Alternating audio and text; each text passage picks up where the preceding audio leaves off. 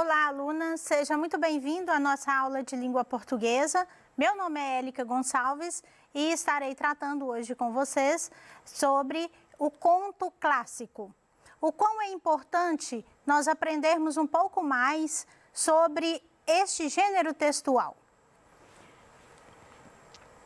Então, falaremos um pouco dessas características, do que é o conto e as características que o formam. Levando em consideração que a nossa língua ela é muito linda e ela é cheia de recursos que a tornam muito mais bonita, apesar de acharmos que é muito complexo falarmos a língua portuguesa, né? Então, ela é cheia de recursos linguísticos, semióticos e variação linguística. Aprenderemos um pouco mais sobre isso.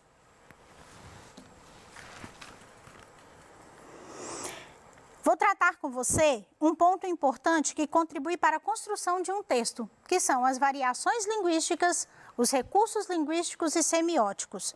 Esses pontos são chamados dessas palavras que eu disse para vocês, que são os recursos linguísticos. Vamos falar um pouco mais sobre ele. São utilizados em propagandas, em jornais, em revistas e são imprescindíveis para o nosso gênero textual, conto, e todas as performances de gêneros ligados à literatura. Então, o que são recursos linguísticos? Você sabe? Você já procurou saber? São formas chamadas de figuras de linguagem. São utilizadas para expressar as emoções e, como em caso de literatura, que é o mais usual desses recursos linguísticos. Eles valorizam o texto e a linguagem que é trazida pelo escritor literário, que tornam as expressões mais firmes, mais enfáticas e são imprescindíveis. Citarei 3 exemplos para você. O eufemismo, por exemplo, ele é utilizado para substituir sutilmente uma expressão para evitar palavras que possam ser desagradáveis, soar desagradável, né? Então, nós temos um exemplo muito clássico que é usado muitas vezes em casos judiciais. A testemunha faltou com a verdade. Faltou com a verdade vem substituindo sutilmente a palavra mentiu. Quando para não falar que a pessoa mentiu, então eu vou usar a frase faltou com a verdade. A metáfora é um caso muito clássico e muito usual no nosso meio, que é a comparação que eu faço quando eu quero dizer que algo é importante ou enfatizar a beleza de alguém. Por exemplo, Gabriel é um gato. Quer dizer que Gabriel é muito bonito, ele é lindo. E a hipérbole? É o uso exagerado de palavras que dão ênfase ao pensamento. Por exemplo, esse é clássico usual na literatura. Rios te correrão dos olhos se chorares. É uma frase muito importante de um poema de Olavo Bilac. E rios, mas rio não é uma quantidade de água? Será que a quantidade de lágrima que eu chorar vai formar um rio? Alguém chora rios de lágrimas? A música de Frejá, que você deve conhecer. Por você eu dançaria tango no teto, eu limparia os trilhos do metrô, eu iria a pé do Rio ao Salvador. É possível alguém dançar no teto? Seja tango, seja outro tipo qualquer de dança. E a semiótica? Esse é um recurso que ele está sendo muito usual nos últimos tempos e que nos remete ao quê? É uma ciência que estuda os signos e a linguagem. Ajuda a compreender os elementos que estão ao nosso redor. Um exemplo, se eu digo a palavra cadeira, eu tenho a imagem da cadeira, que é o signo, porque dentro da semiótica eu tenho o signo, o significado e o significante.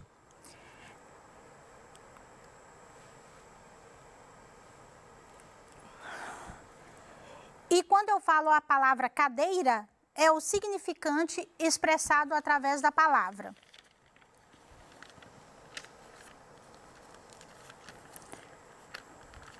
O som da palavra cachorro me faz voltar à imagem e trazer à minha mente o som do latido do cachorro.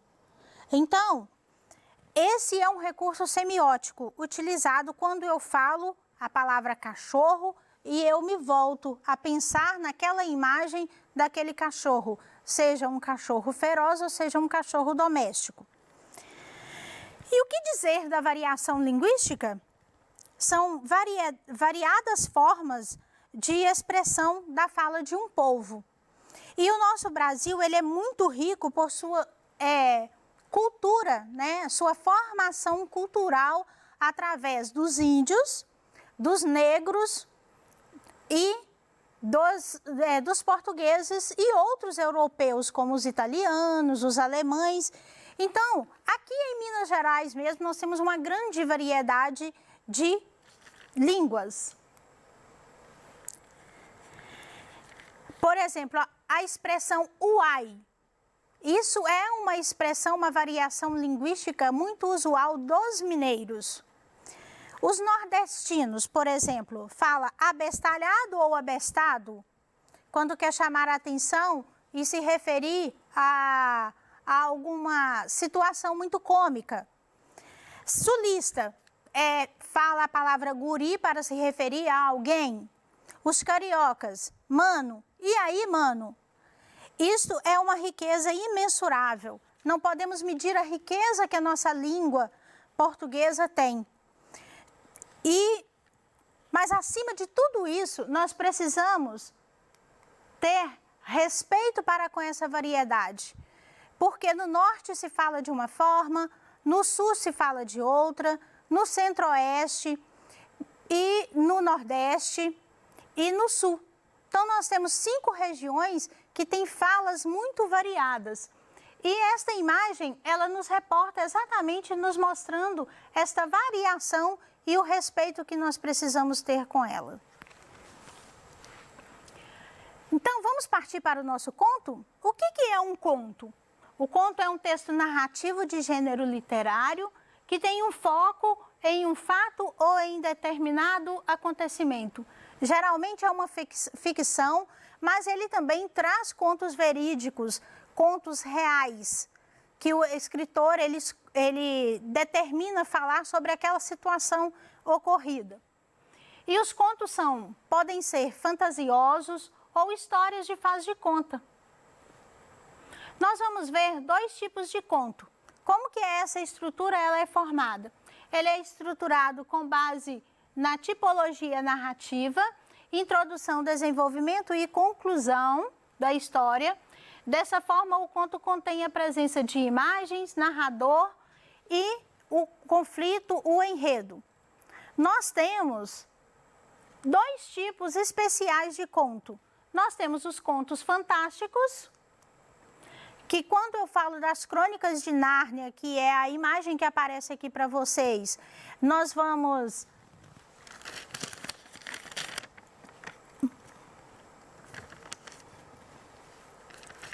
falado sobre, né?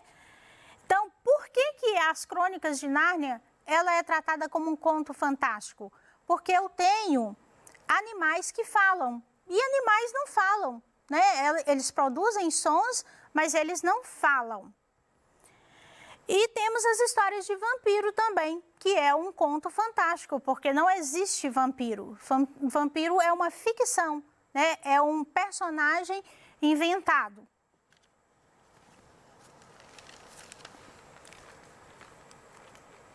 No conto de fadas, quem aqui nunca ouviu falar de conto de fada? Sua mãe deve ter te contado muito contos de fadas. Os contos de fadas, normalmente, eles expressam alguma moral ao final. Por exemplo, fábula. A fábula também é uma história que traz uma moral ao final. E eu tenho um exemplo e um desafio a te fazer, aluno. Caso você nunca tenha lido, eu te desafio a ler o livro de contos de João Guimarães Rosa, que é um grande escritor literário da nossa literatura mineira, né? É um livro chamado Sagarana. Então, eu te desafio a lê-lo, porque você estará valorizando as expressões usuais mineirais que nós utilizamos no nosso dia a dia.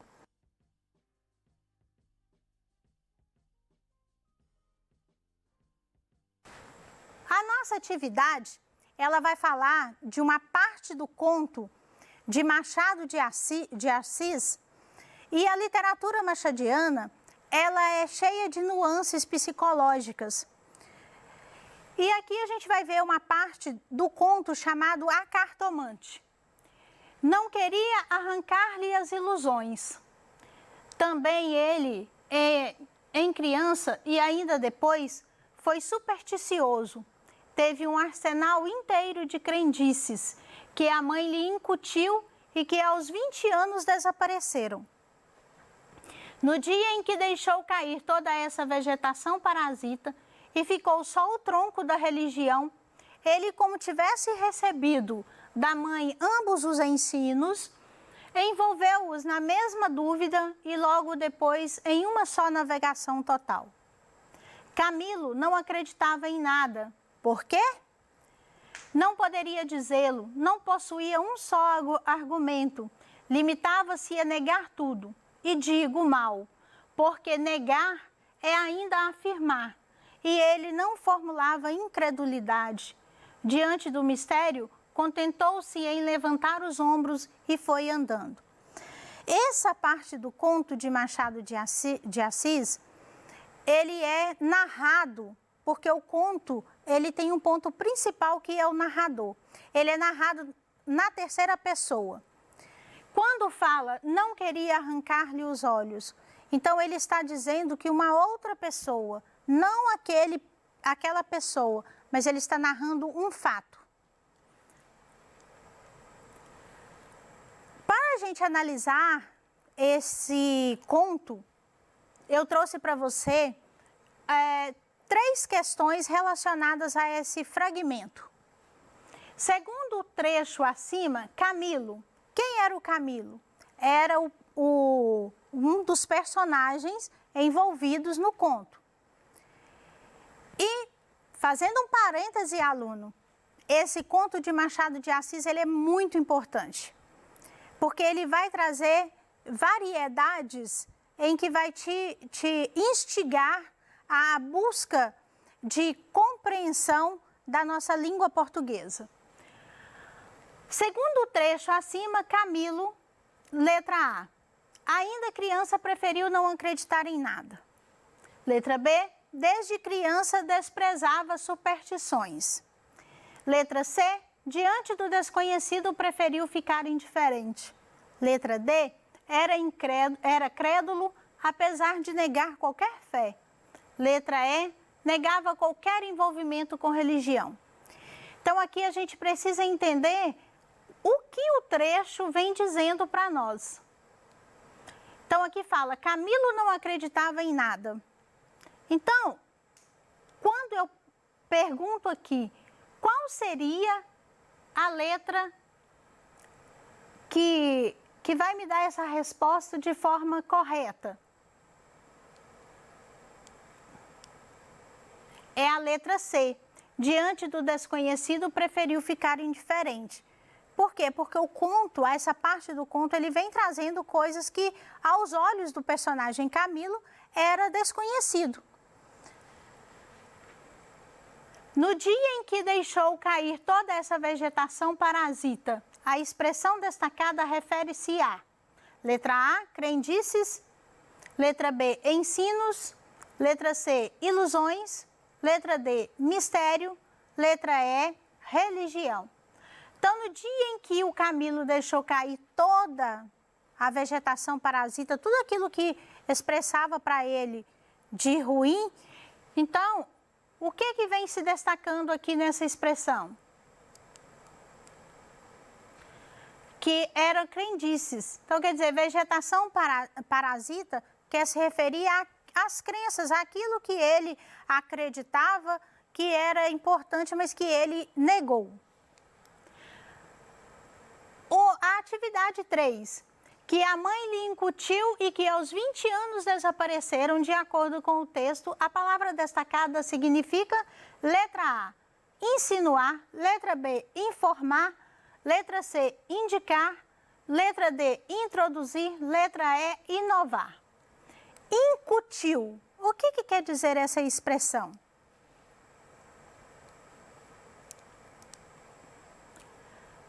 Alternativa D, introduzir.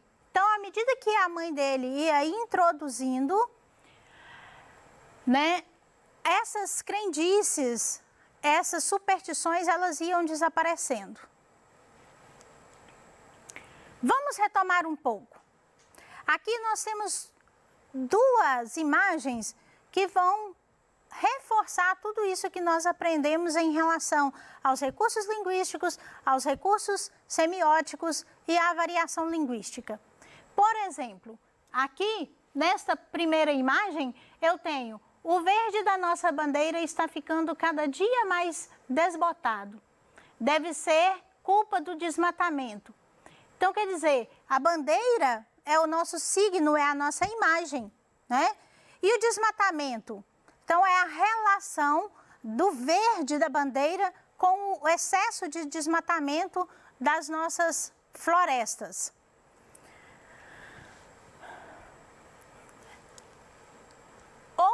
Outra imagem são expressões, né, que foi falado anteriormente para você, o abestalhado, o oxente, o ai, mano e guri. São expressões da variedade linguística que nós temos no Brasil. Querido aluno, querida aluna, hoje eu vim aqui só para te ver. Sou covarde, sou insensata por não ser melhor, mas saiba que o amor está em mim. Esta flor que vem simbolizando a importância que você tem para a educação. Sou grata por você, aluno, por você, aluna. Se liga na educação, pois ela faz a diferença.